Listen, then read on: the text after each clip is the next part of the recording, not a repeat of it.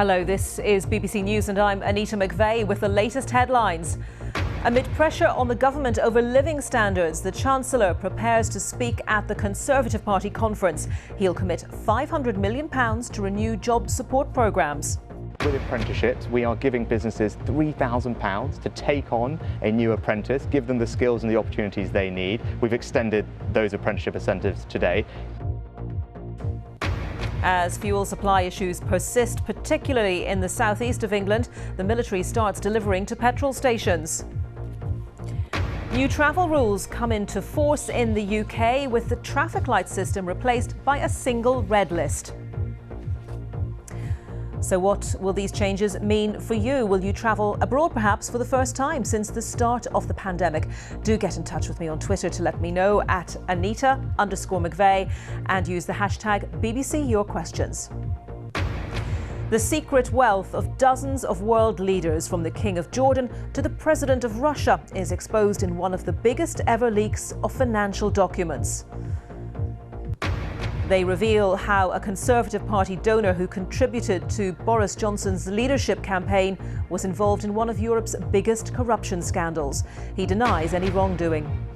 And 4 weeks before world leaders meet in Glasgow for talks on the climate crisis, we look at the role wind power could have in our move towards renewable energy.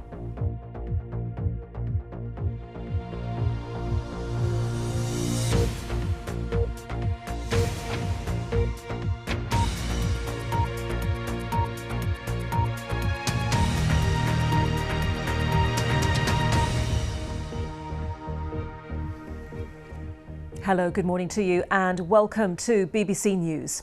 The Chancellor Rishi Sunak will commit today to spending an extra £500 million on helping people into work when he addresses the Conservative Party conference in Manchester in the next few hours. His speech comes at a time of rising living costs and falling business confidence. From Manchester, our political correspondent Chris Mason reports. Not the traditional uniform of a Chancellor of the Exchequer. Rishi Sunak turned up here yesterday in a hoodie. Before long, he'd found his suit and his fans. Plenty of Conservatives think he might be Prime Minister one day. I spotted Rishi Sunak last night rehearsing here in the auditorium. It's a pretty big moment for him, his first in-person address as a Chancellor at a Conservative Party conference, because he's only been in the job for a little over 18 months. But what an 18 months it's been with the pandemic. Almost as soon as he got the job, he was announcing an unprecedented splurge in public spending on things like the furlough scheme. They expect him today, though, to say his instinct is to be cautious with taxpayers' money and cut taxes where possible, even though he's had to put them up, and that isn't going down well with some people here. We must always be looking to ensure the money spent by the state is spent efficiently, and the tax burden is reasonable, and we are at the upper reaches of the reasonableness of the tax burden. None of us want to see taxes rise. We are a low tax party. We understand that it's enterprise that are going to deliver the opportunities, and we need to keep the tax burden low at the same time as continuing to grow our economy. And all this as energy bills go up for many. There are bottlenecks getting supplies to some shops, and plenty of us have had to queue for petrol. On jobs, Rishi Sunak will say the existing Kickstart scheme in England, Scotland and Wales, helping young people into work, is to be extended, and there'll be support too for the over 50s to help them stay in and return to work. Chris Mason, BBC News in Manchester. Adam Fleming is our chief political correspondent and joins us from the conference in Manchester now. Morning to you, Adam. So tell us more, first of all, about what the Chancellor will be unveiling today. Hi Anita, well we're going to get £500 million spent on some existing job schemes, the main one being the Kickstarter scheme, which is where employers are given money to take on a young person who's at risk of unemployment. The goal had been to get 250,000 people through that scheme by this point, but it's more like 100,000, so you can kind of see why they might be wanting to run it for a bit longer. And there'll also be support, careers advice, CV building skills, interview practice, aimed particularly at the over 50s, and that is to help people get over the end of the furlough scheme. And also for Rishi Sunak, the Chancellor, temperamentally and politically, he'd rather be putting money into that then keeping hold of the £20 a week increased universal credit, which comes to an end on Wednesday. Here's how the Chancellor explained what he'll be talking about today. Business intentions to invest are very strong, encouraged by some of the things that we've put in place, like the super deduction, and businesses are creating, I think, almost record numbers of jobs. And we are doing our bit to support those businesses. So, for example, with apprenticeships, we are giving businesses £3,000 to take on a new apprentice, give them the skills and the opportunities they need. We've extended those apprenticeship incentives today. Kickstart is a scheme whereby we fully fund the business for taking on the young person. So actually we're working well in partnership with business to get people into well-paid work. And Adam, on the one hand, Rishi Sunak has got fellow cabinet members like Liz Truss, like Jacob Rees-Mogg, saying be very cautious about putting taxes up any further. Jacob Rees-Mogg saying that the upper reaches of the reasonableness of the tax burden had been reached. On the other hand, the criticism continues of the decision to remove that £20 uplift to universal credit. So what is he going to say about how he's going to balance the books, balance these competing demands? Well, he'll say that the Conservative thing to do is to match your spending with your tax rises, and so that there's no alternative to putting taxes up. But he'll do it in a responsible way, and he's just been on the radio saying that actually the reason he says people trust the Conservatives is because of their sound stewardship of the public finances. But it's interesting that cabinet ministers have been quite explicit about how uncomfortable they are with the current level of taxation, which is why you then get the Chancellor having to justify why he's introducing from next year that new health and social care levy, which will raise an extra £12 billion in taxes.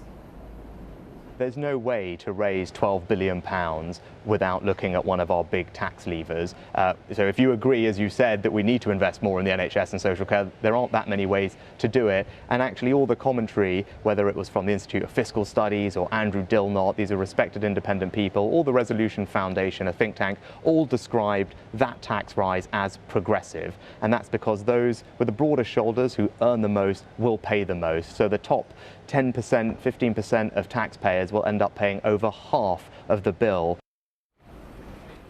And there's certainly a lot of wishful thinking in the air at this Conservative Party conference that in an ideal world, in the build-up to the next election, which could only be 2 years away, the Chancellor and the Prime Minister might have some tax cuts up their sleeves. Also, another really striking bit of the Chancellor's speech that we're going to get at lunchtime today, he says his intention is to make the UK the most exciting place on the planet. Quite an ambitious goal.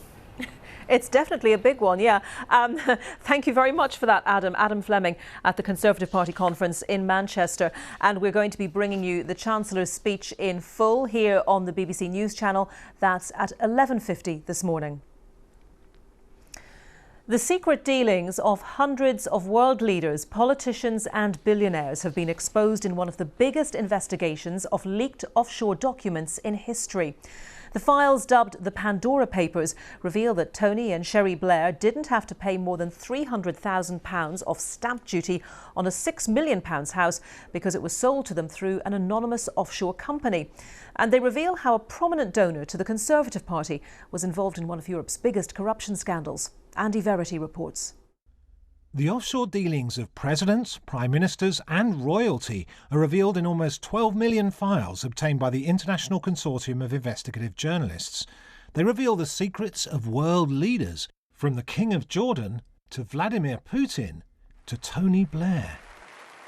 Before he came to power, the then Labour leader attacked the offshore system that allowed wealthy people to gain tax advantages unavailable to most of us. Millionaires with the right accountant pay nothing, whilst pensioners pay VAT on fuel. Offshore trusts get tax relief, while homeowners pay VAT on insurance premiums. We will create a tax system that is fair, which is related to ability to pay. Years later, in 2017, Tony and Sherry Blair bought this townhouse in central London for £6.45 million. But rather than buy the house as you or I would, they bought the offshore company that owned it, saving more than £300,000 in stamp duty. That doesn't look great. And it partly doesn't look great because most people cannot do the same thing. And so even if what the Blairs did was perfectly legal, perfectly legitimate in the business world, it feels instinctively really unfair because they got access to an advantage, a potential advantage, that the rest of us don't have. Cherie Blair told the BBC they didn't request to structure the transaction this way and that after purchase they had brought the property under UK tax and regulatory rules. The spokesman added the couple will be liable for tax on capital gains on resale. The files also reveal how a prominent Tory donor who supported Boris Johnson's leadership campaign was involved in one of Europe's biggest corruption scandals. The campaign is over and the work begins. Thank you all very much. A well-connected corporate lawyer, Mohammed Amersi, has given £525,000 to the Conservative Party since 2018. Here he is talking about corruption. Corruption is a very, very heinous crime. Every stolen dollar robs the poor of an equal opportunity in life. But leaked documents show Mr. Amersi was at the centre of a corruption scandal. He worked as a consultant to a Swedish telecoms company, Telia, helping it to expand its business in Central Asia. But an internal Telia report describes the activities of a consultant referred to as Mr. XY, who was paid more than $65 million. The payments included expenses for lavish corporate entertainment, usually between $100,000 and $200,000 a month, that were not evidenced by receipts. It recommended that Telia's relationship with Mr. XY be terminated. Former Telia executive Michaela Ahlberg, who was brought in to clean up the company, told Panorama that Mr. Amersi was the consultant referred to in the report. It is important that people around him, that trust him, that listen to him, understand the whole context of his career and wealth. He has been involved closely in one of the biggest corruption scandals that we have seen in Sweden in modern times. Mr. Amersi's lawyers said it's entirely false to suggest his contract was terminated and that his fees and expenses were entirely in keeping with industry practice. Andy Verity, BBC News. And Richard Bilton from BBC Panorama is with me now. Richard, morning to you. So what have the Conservatives been saying about this latest line about one of their donors? Yeah, so our programme tonight is about political donations, and as you saw there, Angie's report, we've been looking at Mr. Amersi's background. This morning, the Chancellor, Rishi Sunak, gave his reaction to BBC Breakfast.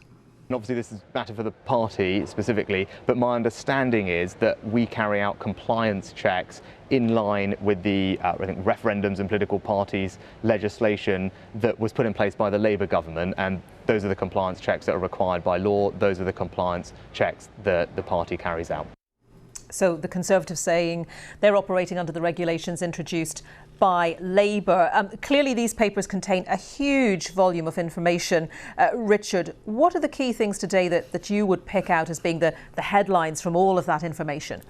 I mean, taking a step back, I think it is the scale and content. I think 12 million files is just an enormous amount. That means 600 journalists around the world, BBC Panorama and The Guardian here in the UK, looking at these stories.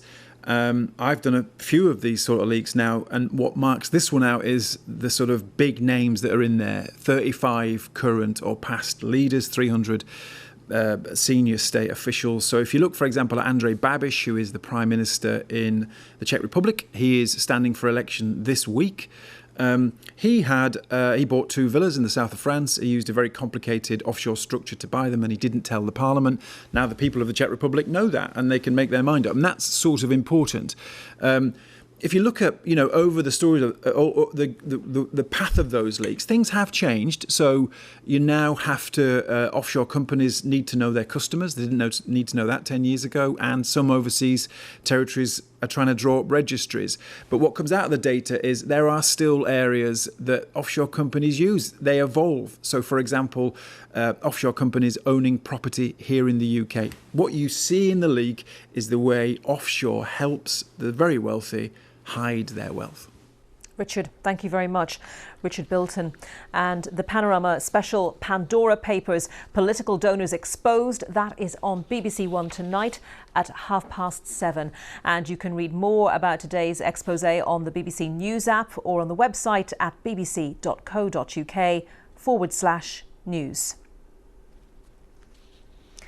Now, the UK's coronavirus travel rules have been simplified from today. The red list is to remain, but the amber and green lists are now merged into a single rest of the world category. In addition, people coming back from countries which aren't on the red list who can prove they're fully vaccinated no longer have to take a PCR or lateral flow test before setting off for the UK. Let's talk now to Laura Lindsay, who's the consumer travel expert at the flight comparison site Skyscanner.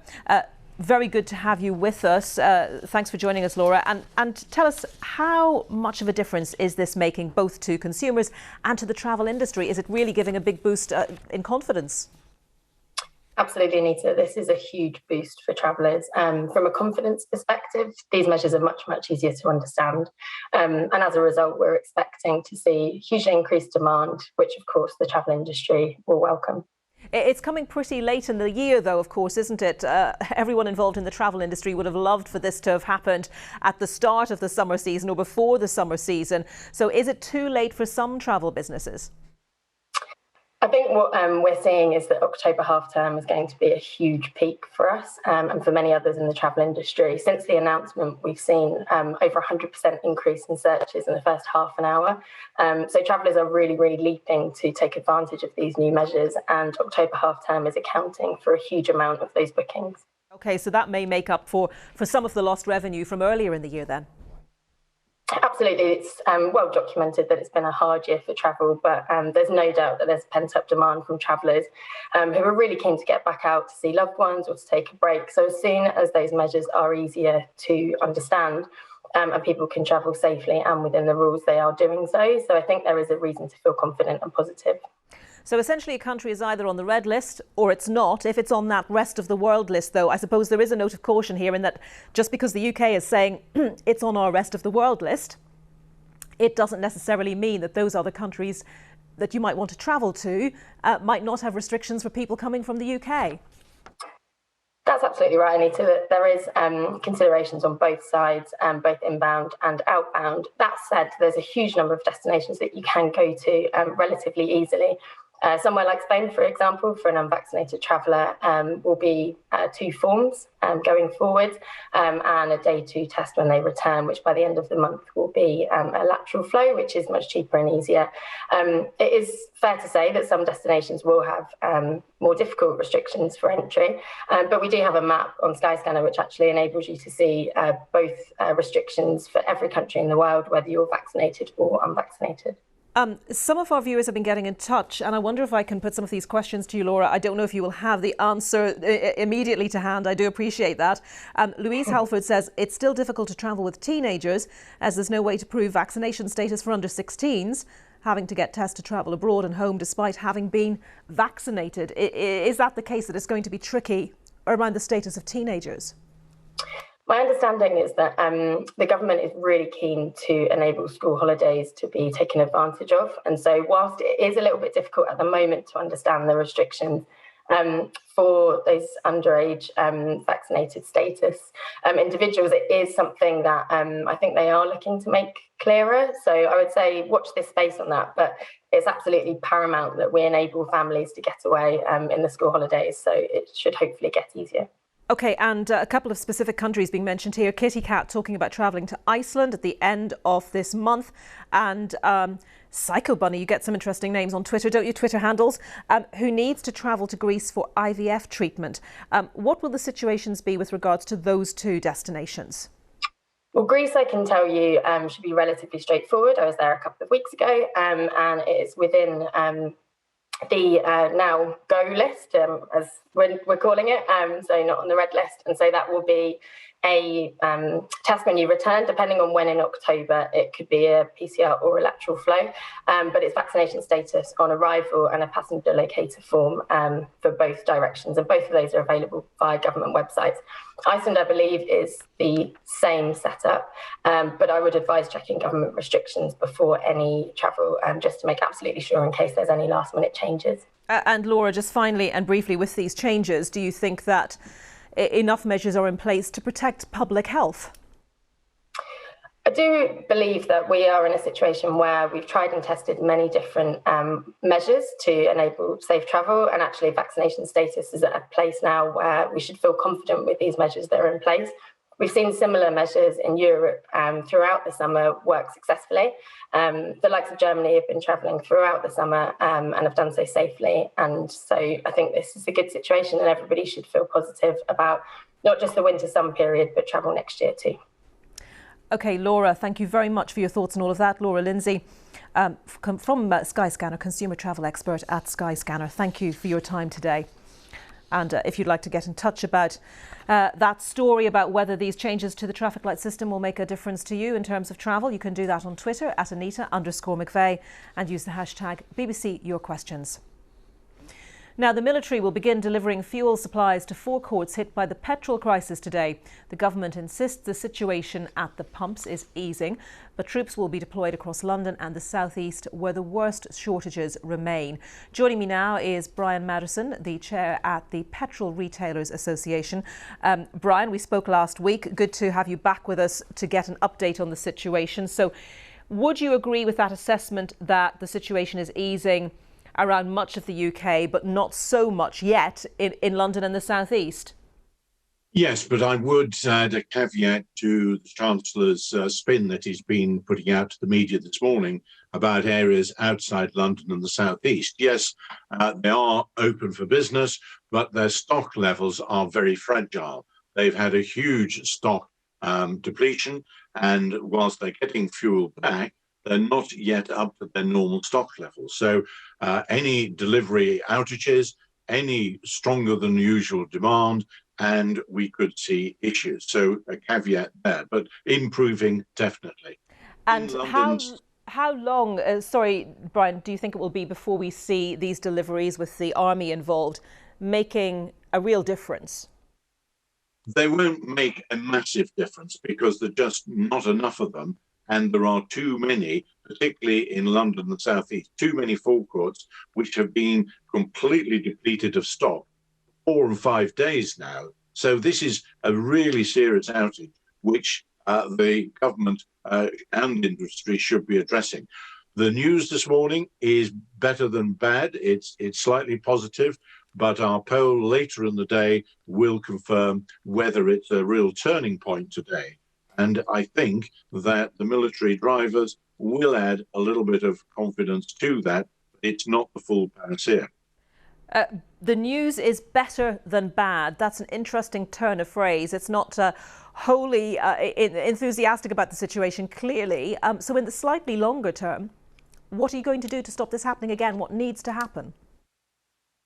I think the industry, the hauliers, the oil companies, need to sort out what they're doing about the specialised HGV tanker drivers. I know the government is trying to assist by extending a temporary visa. They're looking for 300, that's all, HGV tanker drivers from Europe, and they've extended the visa permit from the end of the year to the end of March, which hopefully might encourage more to come across. There are other issues with training and the testing at the DVSA. They were well behind because of the pandemic, they say. Now the military are helping them to do more HGV driver tests. There were problems with paperwork not being properly processed at the DVLA. Government, I'm in regular contact with Grant Shapps, who's responsible. Government tells me they're trying to fix that as well. So there's lots of small levers which government and industry together are trying to fix to make sure that as we go into the winter rush, when of course a lot of heating oil has to be delivered, when we go into the winter rush, we are better positioned than we are today. OK, Brian, thank you very much for that. Brian Madison from the Petrol Retailers Association. A Metropolitan Police officer will appear before magistrates today charged with rape. David Carrick, who's 46 and from Stevenage in Hertfordshire, is accused of attacking a woman in September last year. He'll appear at Hatfield Magistrates Court via video link. It's exactly 4 weeks until world leaders will gather in Glasgow for crucial talks on how to manage the climate crisis. The BBC's climate editor, Justin Rowlatt, is in Hull for us this morning, looking at the role wind power could have in our move towards renewable energy. Well, let's join Justin live in Hull now. Justin, what can you tell us about what's happening there? Well, I'm in what I consider an absolutely fabulous location. I'm at Siemens Gamesa's offshore wind turbine factory, as you say, in Hull in East Yorkshire. And just take a look at the scale of what they're doing here. Huge turbine blades lined up by the Humber estuary here. Look at those huge turbine columns. They're absolutely enormous. And this is a wonderful place to be for me because, listen, being the BBC's climate editor can be actually really, and I mean this genuinely, can be very depressing. Every morning I go into my inbox and it is bulging with emails about environmental devastation. So coming to a place like this is really exciting because this is at the epicenter of a new industrial revolution, an industrial revolution designed to tackle the main project of the 21st century, humanity's effort to move away from fossil fuels. So this is all about making low carbon energy. And I've been right out 120 kilometers out, the North Sea's over there, out into the North Sea, 75 miles away, to see what it takes to maintain, to keep the blades of these turbines turning in the North Sea, delivering clean, green energy to British homes. It's actually much smoother than it looked. If you thought your commute to work was rough going, check this out. We're with a team trying to get out to service a wind turbine. So, the North Sea is famous for its savage weather, but that's why they put the wind turbines out here, because this is where the wind is. But of course, it means they are very hard to maintain. The swell is up to 3 meters high today, making it too dangerous to climb the ladder. So it's back to the ship for us. This is where the team of engineers who keep the blades turning live and work. These guys do 12-hour shifts out here for 14 straight days and then get 2 weeks off. It can be tough, but the flourishing offshore wind industry is creating thousands of well-paid, skilled jobs, most of them in places like Grimsby that have seen traditional industries decline. My granddad went to sea when he was 14 as a cabin boy. For seafaring families like mine, offshore wind has really given more options. 80% of our workforce in the East Coast come from within an hour of our operational hub. So it's really opened up a world of opportunities that for seafaring families like mine really didn't exist, 10, 15 years ago. And it is comfortable on the ship. So let me take you on a little tour. Right, so this is my cabin. Pretty cushy, eh? And then come and have a look at this. So this is the lounge. Sorry, lad. And this is the dining area. And let me tell you, the food is really good. Let's see what's on the menu. Jill? What's for tea? Today is fish chips and mushy peas, and we've got pork chops with Chancellor sauce, bread and butter pudding and custard. Oh my God, sounds good, doesn't it? And you can work all that off down here. A day later and the sea is calmer. This time we do get to the ladder. There. It's quite a climb and this is just to the bottom of the thing, but there's bad news. So we've managed to get onto the turbine, but get this. The crane isn't working, which means we can't get our gear up off the boat, which means we can't go up the turbine. But I can give you a sense of this. Look at this. Just how huge these wind turbines are. These monsters are almost 200 meters high, and each turn of the blades is reckoned to generate enough electricity to power an average UK home for a day. It's nice to know that your time and your energy is contributing to this world that runs on green energy, and it's something what's going to be a better future for everybody. And it's growing up in the northeast, in your hometown. Yeah, we're really lucky to have it on our doorstep. I don't take that for granted at all. So we got up as far as the platform there, but we couldn't go any further because of the broken crane. What does that tell you about the challenges you face in your daily work? Just that you've got to remain open and ready for whatever could arise. I think being adaptable just in general is a good thing, yeah, because life's always full of surprises. As we head back, we get a fantastic view. Ørsted says this one wind farm can power up to 1 million homes, and they've almost finished another even bigger one next to it, and there are plans for many more around the country. What's more, the wind revolution isn't just happening here in the UK, it's starting to take off all around the world.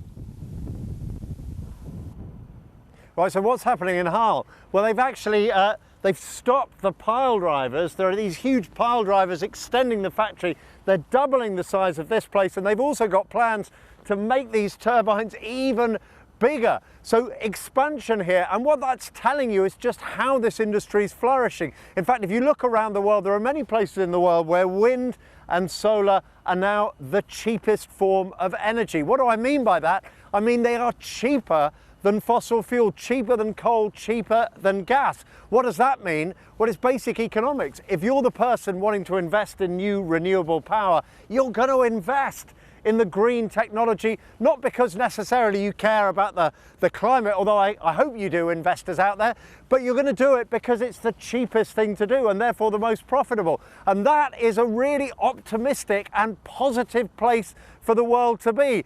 It's just beginning. This is the beginning of a new, like I say, industrial revolution, but it is happening. And in the run-up to Glasgow, in the run-up to this big climate conference in Glasgow, I think it is important, as well as all the doom and gloom, to stress some of these really positive messages on climate. Justin, yes, I like that message, because you're right, we do get a lot of thoughts worrying about all of this, and of course we should be worrying about it, but really interesting to see that report. Fascinating insight. Justin Rowlett there, our climate editor. Just 4 weeks to go to COP26, that climate conference in Glasgow. The time is now 9:31. Let's take a look at the weather forecast, and we can cross over the newsroom to join Carol Kirkwood. Morning to you, Carol. Good morning to you as well at home. What we have today is a right old mixture of weather. It's going to be sunny at times, we'll have areas of cloud at times, and we'll also have some showers. We've already got that combination at the moment, but there will be some sunshine in between the showers, some of those being heavy and thundery with some hail embedded, and breezy as well. The showers being blown from the west towards the east. Highs today 12 to about 17 degrees. Now as we head on through the evening and overnight, this next system coming in across the southwest will push slowly northwards and northeastwards, and it's going to have some torrential downpours of rain across some southern and some eastern parts of England, as much as 30 to 40 millimetres, accompanied by squally winds. For Scotland and for Northern Ireland, something drier, some clear skies, so a colder night, especially in sheltered glens where it could be cold enough for a touch of frost. But here tomorrow, it does mean we'll see some sunshine and a few showers, as we will in Northern Ireland. Whereas for England and for Wales, we still have the rain, heaviest across Northern England, especially Cumbria, where again we could have 30 or 40 millimetres of rain and accompanied by brisk winds. Tomorrow's temperatures ranging from 11 in the north to 15 as we push down towards the south.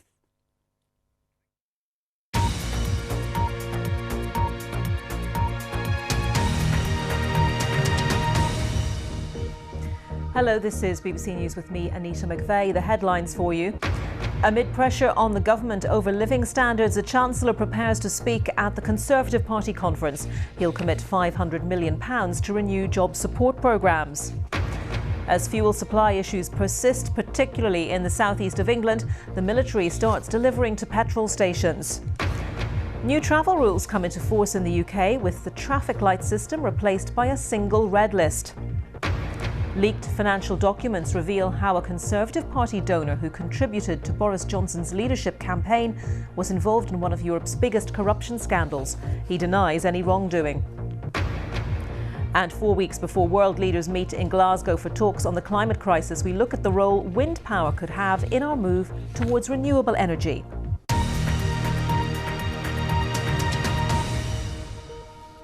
It's time for sport. Let's join John Watson now at the BBC Sports Centre. Morning to you, John. Many thanks, Anita. Good morning to you. It is becoming the great modern rivalry in English football, a game that had everything yesterday. A brilliant goal from Mo Salah, as we'll show you in a moment, and the Man of the Match award shared between him and Phil Foden as Liverpool drew 2-2 with Manchester City at Anfield. The only sour note, Liverpool now investigating reports of a fan spitting towards the City bench. As Austin Hellwood reports. The first weekend of October, the days getting shorter, the layers getting thicker. And already this felt like it could be a crucial game in deciding the title. The current holders came to Merseyside with their minds set on 3. Like this one, they don't need too many chances. Sadio Mane with the opener and City thinking what should have been. But the start, because often the best players produce the biggest of moments, and they don't come much better than Mo Salah. The trickiest of runs complemented by the neatest of finishes. But Halewood, BBC News.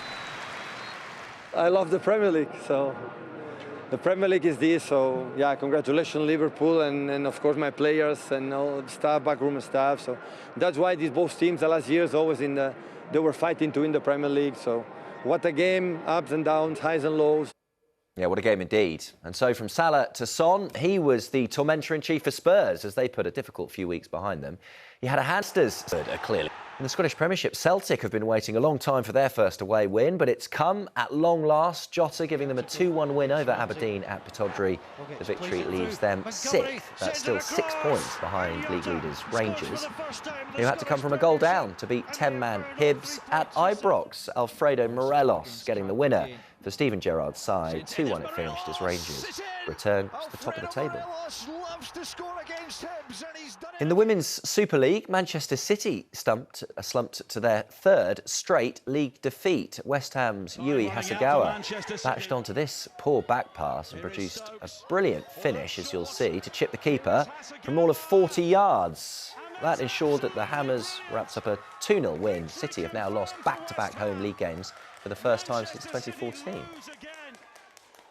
Cameron Norrie's brilliant run at the San Diego Open ended in last night's final. The British number 2 was beaten by Casper Ruud, who'd earlier knocked out Andy Murray in the tournament. He went down 6-love in the first set before then dropping the second 6-2 to lose the final.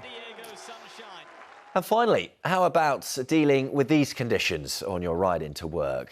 This was the men's Paris-Roubaix race yesterday, one of cyclists' oldest bike races, and you can see the perils there of racing on the old cobblestones. The riders absolutely covered from head to toe in mud in what was one of the most wettest of the race's run of late, and it was won by Sonny Colbrelli. There he is, lifting his bike aloft, who mastered the route from northern Paris to the Belgian border faster than anyone, and you can see what it means to him. Tough conditions, tough physically and mentally as well. And that, Anita, is all from me for now. It's back to you. He looked just a little bit pleased, didn't he, John? Imagine trying to clean yourself up after that. I'm not sure what would be harder, the race itself or washing all that mud off. John, thanks ever so much. John Watson there with the sport. Now, the Chancellor Rishi Sunak will set out his plan to spend £500 million on helping more people into work when he addresses the Conservative Party conference today. It comes as the government is cutting the universal credit payment by £20 a week, ending a temporary uplift introduced at the start of the pandemic. Our correspondent Zoe Conway has been looking into this for us. At the Thomas à Becket Church in Ramsey, you'll find a harvest of kindness and compassion. They're concerned here that the families they feed are going to be even more in need this winter as fuel bills are set to rise and the universal credit uplift comes to an end. It's about human beings, families that can't afford to pay their energy bills, they turn the heating off, the kids get chest infections. When parents are working double shifts, their children don't see them, they don't see each other, and families start to disintegrate with all the horrible things that happen then. It's about people. And yeah, I'm worried. Coming in from the cold are Dave and Charlotte. Dave works 6 days a week as a floor fitter. Paid the minimum wage, he relies on universal credit to provide for his family. From this week, they'll lose the £20 a week universal credit uplift. It does sound like a lot, but it is to a family. That makes it helps buy the nappies for the children, milk, fruit. it helps spread the money. So it's going to be a big loss, really, £8 a month. What do you say to the argument that the country just can't afford this £20 uplift? It's costing taxpayers £6 billion. I'm torn, really, because obviously I work, I pay tax and stuff like that. But then we do pay a lot of people out as well. So I'm torn between both sides. Charlotte is a care worker. She says she's looked into going back to work, but it's the cost of childcare that's holding her back. People in receipt of universal credit do get government help with paying for childcare, but for this family it still doesn't add up. There are a lot of staff shortages in the country at the moment. Wages are having to go up to attract staff. Couldn't you get a better paid job? I could, but living in such a rural town with no transport and me personally not driving myself, I can't go further afield to find a better job. In nearby Peterborough, you'll discover that the quietest part of the city is where the recruitment agencies are. Their windows might be crammed full of adverts for jobs in local factories and warehouses, but there's not exactly a queue here to apply for them. Could the end of the universal credit uplift give people an incentive to re-enter the workforce and fill these vacancies? That's certainly the view of the leader of the council and head of the local Conservative Association. Finances, for many, are critical. But there are other ways that you can go and generate some money for your family. I think I would be one of the first to say here that families should take responsibility for themselves, the way they live their lives, how many children they have, what they do with their cash, what jobs they have. And there is a wealth of jobs available here in Peterborough. I could take you to any restaurant, cafe or bar, just a stone's throw from where we're standing now. They are really desperate for people. Nowhere is the staffing shortage more desperate than here at the Lightbox Cafe. Customers are greeted with this warning. The owner has tried to fill the gaps by asking her staff to work more hours. We have had lots of staff that have been on universal credit and would dearly love to take on more hours, but feel that the advantages that they would get in the pay that they would receive from us are outweighed by what they would lose in terms of their universal credit. Many people on universal credit are subject to what's known as a taper. It means that for every extra pound they earn, 63 pence is taken away. It's this taper plus the issue of childcare which Eve says is proving insurmountable for some of her staff. Could ending the uplift give people an extra incentive to up their hours? I don't think that it will. I think that the barriers will still be there. For the money, again, that people will be potentially losing, the incentive to come back to work is still not enough. So I think that the people that are losing that money will just be worse off. The government says that further help is at hand for families in need. Hardship grants of £500 will be available from local councils to help people through the winter. Zoe Conway, BBC News. The Brexit Minister, Lord Frost, has renewed his threat to suspend part of the Brexit deal affecting Northern Ireland. The Northern Ireland Protocol was designed to avoid a hard border on the island of Ireland, but has meant new checks on some products travelling from Great Britain. But Lord Frost told the Conservative conference in Manchester that the arrangements agreed with the EU have begun to come apart even more quickly than we feared. The Northern Ireland Protocol is not working and needs to change. Yes, we agreed the protocol in that difficult autumn 2 years ago. We knew we were taking a risk, but a worthy one, in the cause of peace, in the cause of protecting the Belfast Good Friday Agreement. It was the right thing to do. It ended our constitutional crisis. It meant our country could leave the EU whole, free and with real choices about the future. Of course, we wanted to negotiate something better. If it had not been for the madness of the Surrender Act, we could have done so. So we worried right from the start that the protocol would not take the strain if not handled sensitively. As it has turned out, we were right. The arrangements have begun to come apart even more quickly than we feared. Thanks to the EU's heavy-handed actions, cross-community political support for the protocol has collapsed. The protocol itself is now undermining the Belfast Good Friday Agreement. Businesses, political parties, the institutions, and indeed all in Northern Ireland now face instability and disruption. We can still solve these problems. I set out in July a set of proposals that would establish a new balance for a lasting future for Northern Ireland, and I'll soon be sending a new set of legal texts to the EU to support them. We still await a formal response from the EU to our proposals, but from what I hear, I worry that we will not get a response which enables the significant change we need. So I urge the EU to be ambitious. It's no use tinkering around the edges. We need significant change. If we can agree something better, as I would like us to do, we can get back to where we wanted to be. An independent Britain with friendly relations with the EU based on free trade. But we cannot wait forever. Without an agreed solution soon, we will need to act using the Article 16 safeguard mechanism to address the impact the protocol is having in Northern Ireland. Lord Frost. Pig farmers say they could have to carry out a cull of tens of thousands of pigs if the government doesn't take urgent action. They say a lack of workers is creating backlogs at meat processing plants around the UK. Well, I'm joined now by pig farmer Kate Morgan, who's protesting outside the Midland Hotel in Manchester with about 50 other people working in the industry. One of them, as you can see, dressed up as a pig behind you there, Kate. Kate, you farm in East Yorkshire. Just tell us what the situation is on your farm, first of all. Okay, yeah, the pig industry is in a bit of a dire situation. We've got backlogged pigs on farm currently. We've been rolled about 25% of our contract number for approximately 10 weeks now. So it's a real juggling act for us, trying to make sure that we keep the welfare to the highest standard and, so that we can keep the moving, basically.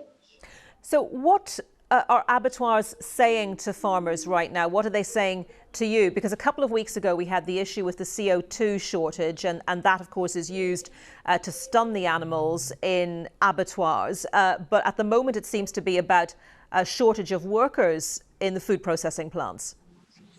Yeah, so basically they're just saying that they can only take 75% of our contract, and that's non-negotiable. We have no idea how long this issue is going to last, and it's up to us to basically make sure that we're juggling, and it will get to a situation where we will have to cull pigs on farm and incinerate them, and they won't go into the food chain, which is criminal. What did you think of what Boris Johnson had to say yesterday when he spoke to Andrew Marr? He said, and I'm quoting him here, "I hate to break it to you, Andrew, but our food processing industry does involve killing a lot of animals." I think it was really insulting, actually, what he said. It showed his lack of knowledge for our industry. The fact that he doesn't understand that killing pigs on farm and incinerating them means they won't go into the food chain. It was disgraceful, to be quite honest. And do you think that any temporary visas that might be issued for people to come from abroad to work in food processing plants, is that only a short-term answer to the issues that you're talking about here, to the problems that we're seeing? Are people not in the right places for these jobs, I suppose, is the question I'm asking, because this is something that was put to the Chancellor earlier today when he talked about the huge number of job vacancies that there are available, and he was asked, but are the people who might want to work in these jobs, are they in the right places? I think that it's definitely a short-term answer. We need to make sure that we attract some skilled people into the industry. They do get paid well. I know that he said that we need to pay better, but actually if you compare it to other sectors, the pig industry and the agricultural industry and abattoirs do actually pay very well. So yes, it's a short-term answer, and we do have to come up with more long-term answers, definitely. A spokesperson from the Department for Environment, Food and Rural Affairs has said in response to all of this, "We understand the challenges that the pig industry has faced in recent months because of the COVID-19 pandemic, labour shortages, accessing CO2 supplies and reduction in exports to the Chinese market.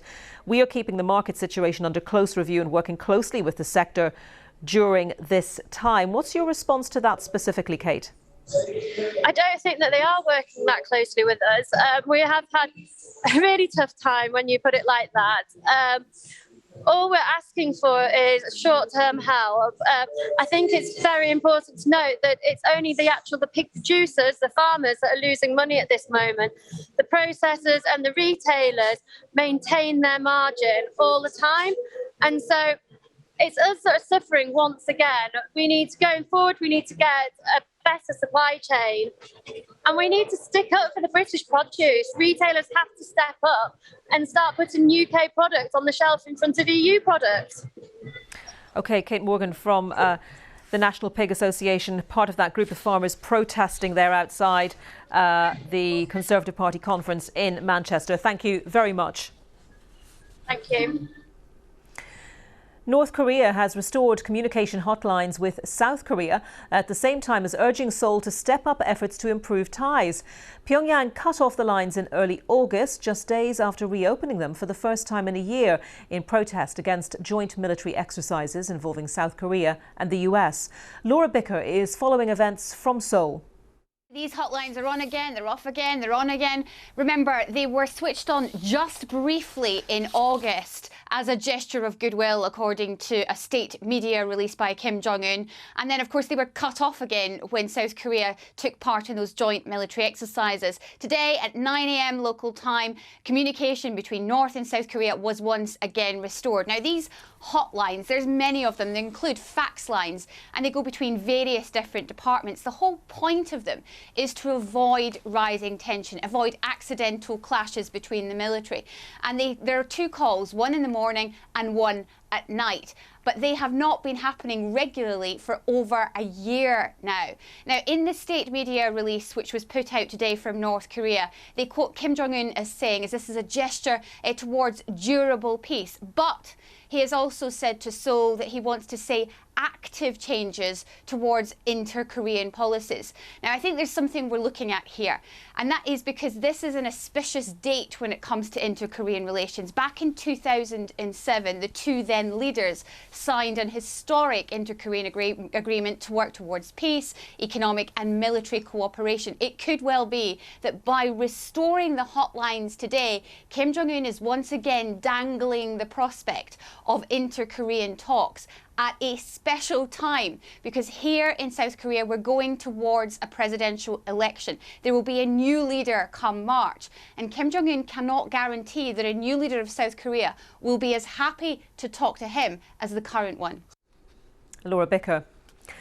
A large oil slick has begun washing ashore in Southern California. Beaches in Orange County, southeast of Los Angeles, have been closed as oil and dead wildlife wash up on the sand. Almost 500,000 litres of oil has leaked from a pipeline connected to an offshore oil rig. Courtney Bembridge reports. California is known for its beaches, but not like this. Clumps of oil and tar the size of softballs scatter the shoreline, as well as dead birds and fish. More than 120,000 gallons of oil has leaked into the ocean from a broken pipeline 5 miles off the coast. We are in the midst of a potential ecological disaster here in Huntington Beach, and as the exhibits and pictures here illustrate, the oil spill has significantly impacted our community. The broken pipeline is connected to an offshore oil platform run by a subsidiary of Houston-based Amplify Energy. The company says the pipeline has now been shut off and the remaining oil suctioned out. It has been maintained, and we are investigating if the pipeline is the source of this, how this happened. A huge clean-up operation is underway to try to stop the oil reaching sensitive wetlands nearby, and people are being urged to avoid the beaches. You can feel the vapor in the air. I saw what I'll describe as little pancake clusters of oil along the shoreline, and I've described it as something like an egg yolk. If you push it, it kind of spreads out, and so we don't want people to disturb those little clusters. Local authorities say it's too soon to say whether the company responsible will face criminal charges. Courtney Bembridge, BBC News. It's 9:55. It's time now for a look at the weather forecast. Let's get the very latest with Carol. Hi there, Carol. Good morning, Anita. Good morning to you too. Today we've got a lot of weather going on in the sense that we've got sunshine and showers, areas of cloud, brisk winds, some hail and also some thunder. And if that wasn't enough, it's also going to be breezy, but nowhere near as windy or as wet as it was at the weekend. That area of low pressure bringing the weekend's weather has now moved away. And then later on today, our next system will come in, and that one will bring in some torrential rain and squally winds. So as we go through the rest of today, we've got the combination of some sunny spells, various amounts of cloud roaming around, and also again those showers being blown in the brisk wind coming in from the west, drifting eastwards, some of those heavy and thundery with some hail. Temperatures between 12 and 17 degrees. Now you can already see the next band of rain waiting to come our way later, initially to the southwest of England and Wales, pushing north-northeastwards through the course of the night. And whenever you see greens and yellows, that tells you you can expect some heavy downpours. Across parts of southern and eastern England, we could have as much as 30 to 40 millimetres of rainfall and squally winds around this band as well. For Scotland and for Northern Ireland, it's a different story though. You'll have some clear skies. It will be a colder night, particularly so in sheltered glens, where locally it will be cold enough for a touch of frost. So tomorrow for Scotland and Northern Ireland, a lot of dry weather, a fair bit of sunshine and just a few showers. Whereas for England and for Wales, we've got this band of rain, the heaviest of which will be across northern England, especially Cumbria. Once again, we could have 30 to 40 millimetres of rainfall and also brisk winds. Behind it, you can see we are looking at sunshine and showers across parts of Wales and the southwest, with our temperatures 11 in the north to about 15 in the south. As we move from Tuesday night into Wednesday, that area of low pressure bringing all that rain moves away. We've got a transient ridge of high pressure following on behind, and then the next area of low pressure comes our way. So we'll start in the east with brisk winds, a bit of cloud around, possibly a little bit of rain before it moves away. Under the high pressure ridge, it means things will remain settled, there'll be some sunshine, but as the next system, the low pressure with its fronts come in, it's going to introduce some rain across Northern Ireland and Scotland, and the wind will strengthen as well. Temperatures 11 to about 17 degrees. Then into Thursday and Friday, we've got weather fronts coming in across the northwest. The wind will pick up, so it's going to be wet and windy, whereas as you come further south and east, well, it'll be drier, it'll be brighter, and temperatures will be that little bit higher. Here we are. Click. Click. Let's do this. Zip it up and activate it. Fire. Click. Click. Click. Let's go. Oh, this is cool. Algorithm. Facebook. Twitter. Data. YouTube. Zoom. Microsoft Teams. AI connected container farm. Wireless 4G network on the moon. That sounds great. Whoa, whoa, whoa, whoa, whoa. The perfect pizza. Absolutely nuts. If this were a human being, I'd be sticking a mirror under its nose to check that it was breathing. That was quite bizarre. Pop the headset back on and enjoy the view. How cool was that? Lasers. Oh, that was a bit of fun. Your weekly tech update. Click, Saturday and Sunday at 12:30 on the BBC News Channel.